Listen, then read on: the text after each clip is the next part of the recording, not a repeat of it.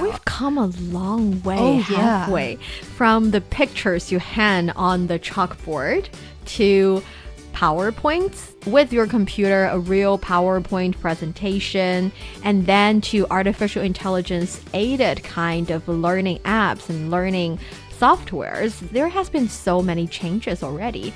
What do you think is the one that you wish that you could have when you were a kid?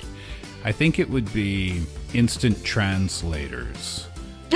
Really? Well, I'm thinking of my French classes. Ah. Right? In China, you study English from a really young age or another language, but in Canada, we study French.